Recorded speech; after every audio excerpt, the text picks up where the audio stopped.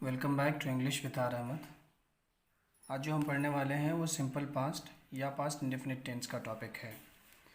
इससे पहले वाले वीडियो में हमने समझा था यूज़ ऑफ सिंपल पास्ट या पास्ट इंडेफिनिट टेंस के बारे में। आज हम समझेंगे सिंपल पास्ट टेंस के सेंटेंसेस को कैसे कंस्ट्रक्ट करते हैं, उसके रूल्स क्या हैं, उन सब के बारे में। इससे पहले कि हम आगे बढ़ें, सबसे पहले हम ये जान लेते हैं कि सिंपल पास्ट या पास्ट इंडेफिनिट टेंस होता क्या है। तो an action that has happened in the past, उसी को हम सिंपल पास्ट टेंस कहते हैं। जो एक्शन जो पहले हो चुका है पास्ट में, उसी को सिंपल पास्ट या पास्ट इंडेफिनिट टेंस कहते हैं। अब इसके बाद हम एक बार समझ लेते हैं वर्ब के फॉर्म्स को। वर्ब के बेसिकली 3 फॉर्म्स होते हैं। वर्ब का first form, second form and third form. Go first form है, वेंट सेकंड फॉर्म है और गॉन थर्ड फॉर्म है। सिंपल पास्ट टेंस के अंदर वर्ब की सेकंड फॉर्म का यूज़ किया जाता है, वर्ब के सेकंड फॉर्म का, ये ध्यान रखेंगे हम। और वर्ब की सेकंड फॉर्म का यूज़ सिर्फ सिंपल पास्ट टेंस के अफर्मेटिव सेंटेंसेस के अंदर होता है। इसके अलावा सेंटेंस जैसे ही नेगेटिव हो या इंट्रोगेटिव हो, फोर्थ रूल को छोड़ के इंट्रोगेटिव के, हम सब में वर्ब की फर्स्ट फॉर्म का ही यूज़ करेंगे। ये तो क्लियर हुआ। अब एक और डिस्क्रिप्शन ले लीजिए। सेंटेंस अगर नेगेटिव होता है तो नेगेटिव सेंटेंसेस में हेल्पिंग वर्ब के रूप में हम डिड का यूज़ करते हैं, ठीक है। इंट्रोगेटिव सेंटेंसेस में भी हम डिड का यूज़ करेंगे, लेकिन डिड का यूज़ अफर्मेटिव सेंटेंसेस में नहीं होगा। अब हम सबसे पहले समझते हैं अफर्मेटिव सेंटेंस को। जैसे कि लगभग हर एक वीडियो के अंदर टेंस से रिलेटेड मैंने बताया है कि सेंटेंसेस जो है वो 3 तरह से हैं। एक अफर्मेटिव है, दूसरा नेगेटिव और तीसरा इंट्रोगेटिव है।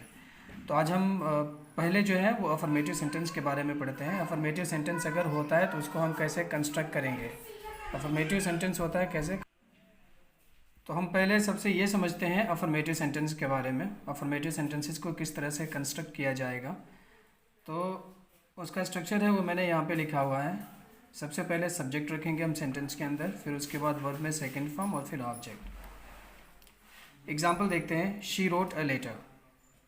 शी क्या है, सेंटेंस के अंदर सब्जेक्ट है, और रोट वर्ब का सेकंड फॉर्म है। इसका फर्स्ट फॉर्म क्या होता है, राइट। इसका सेकंड फॉर्म क्या है, रोट। तो रोट सेकंड फॉर्म, वर्ब की सेकंड फॉर्म का हम यूज़ करेंगे। उसके बाद ऑब्जेक्ट आता है अ लेटर। ये तो हुआ अफर्मेटिव। अब देखते हैं नेगेटिव सेंटेंसेस को। नेगेटिव सेंटेंसेस में डिड हेल्पिंग वर्ब का यूज़ करते हैं, चाहे सब्जेक्ट उसमें सिंगुलर हो या फिर प्लूरल हो, दोनों केसेस में। अब नेगेटिव सेंटेंसेस का स्ट्रक्चर समझ लेते हैं हम। सबसे पहले हम सब्जेक्ट रखेंगे, फिर उसके बाद डिड हेल्पिंग वर्ब का यूज़ करेंगे, फिर नॉट का यूज़ करेंगे और वर्ब में फर्स्ट फॉर्म और फिर उसके बाद ऑब्जेक्ट। एग्जाम्पल से समझते हैं। She did not write a letter. ऊपर जो स्ट्रक्चर दिया हुआ है, सबसे पहले सब्जेक्ट है, शी सब्जेक्ट है, इसमें दिया हुआ है। फिर हेल्पिंग वर्ब है, डिड है, दिया हुआ है। नॉट है उसके बाद, दिया हुआ है। वर्ब में फर्स्ट फॉर्म है, दिया हुआ है, और फिर उसके बाद ऑब्जेक्ट है, वो भी दिया हुआ है। ये तो हुआ नेगेटिव सेंटेंस। अब हम समझते हैं इंट्रोगेटिव सेंटेंस को। इंट्रोगेटिव सेंटेंस जैसे कि मैंने बताया कि उसके क्या कहते हैं, 4 रूल होते हैं इंट्रोगेटिव सेंटेंसेस के, वो रूल हम समझते हैं। ये हुआ आपका इंट्रोगेटिव सेंटेंस। इंट्रोगेटिव सेंटेंस में सबसे पहला रूल जो होता है that is begin with helping verb. वो इंट्रोगेटिव सेंटेंस जो हेल्पिंग वर्ब से शुरू होता है। अभी मैंने बताया कि सिंपल पास्ट टेंस हम पढ़ रहे हैं और इसमें हेल्पिंग वर्ब डिड का यूज़ होता है। तो सेंटेंस को इंट्रोगेटिव के फर्स्ट रूल के हिसाब से हम डिड से शुरू करेंगे। सबसे पहले डिड आएगा स्ट्रक्चर में, फिर उसके बाद सब्जेक्ट रखेंगे, फिर वर्ब में फर्स्ट फॉर्म और फिर उसके बाद ऑब्जेक्ट और क्वेश्चन मार्क होगा। अब हम सेंटेंस को देखते हैं। Did you write a letter. सबसे पहले डिड आया हेल्पिंग वर्ब, सब्जेक्ट आया यू, फिर उसके बाद वर्ब में फर्स्ट फॉर्म राइट है, फिर उसके बाद ऑब्जेक्ट है और क्वेश्चन मार्क है। ये तो हुआ फर्स्ट रूल इंट्रोगेटिव सेंटेंस का। सेकंड रूल देखते हैं। सेकंड रूल में है बिगिन विथ WH वर्ड्स। जो WH क्वेश्चन वर्ड से शुरू हो। WH क्वेश्चन वर्ड का मतलब क्या है, व्हेन, वेयर, एट्सेट्रा। एग्जाम्पल हम देखेंगे, लेकिन सबसे पहले इसका स्ट्रक्चर समझ लेते हैं। सबसे पहले हम WH क्वेश्चन वर्ड को रखेंगे, फिर उसके बाद did helping verb, subject, verb में फर्स्ट फॉर्म, फिर ऑब्जेक्ट और क्वेश्चन मार्क होगा। एग्जाम्पल अब देखते हैं। When did he write a letter. सबसे पहले WH क्वेश्चन वर्ड है, उसके बाद डिड है, सब्जेक्ट है, वर्ब में फर्स्ट फॉर्म है, फिर उसके बाद ऑब्जेक्ट और क्वेश्चन मार्क है। अब इंट्रोगेटिव का जो थर्ड रूल है वो सबसे ज़्यादा इंपॉर्टेंट है, इसको समझिए।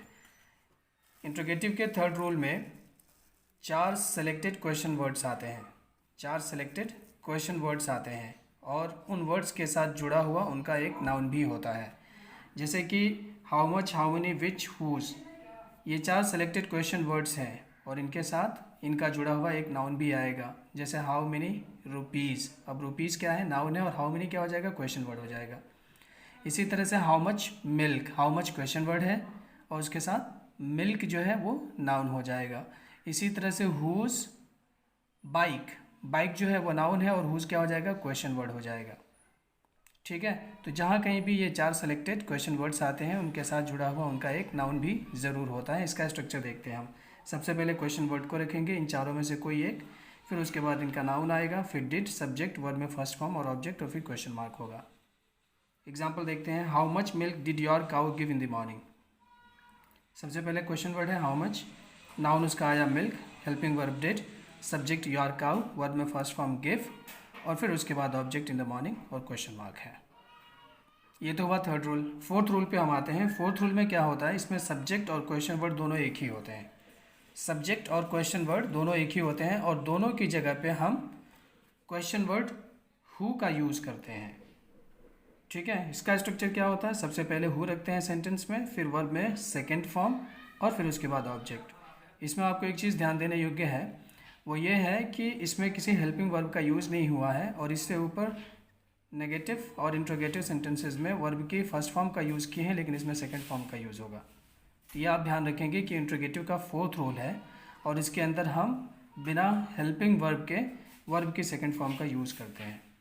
स्ट्रक्चर सबसे पहले हु होगा, सेकंड होगा, वर्ब में सेकंड फॉर्म होगा, फिर उसके बाद ऑब्जेक्ट और क्वेश्चन मार्क होगा। For example who wrote the letter, who आ गया, सेकंड फॉर्म रोट आ गया और फिर ऑब्जेक्ट में आ जाएगा द लेटर और क्वेश्चन मार्क। तो ये हुआ सिंपल पास्ट या पास्ट इंडेफिनिट टेंस। अब अगले वीडियो में हम पास्ट कंटीन्यूअस टेंस के बारे में पढ़ेंगे।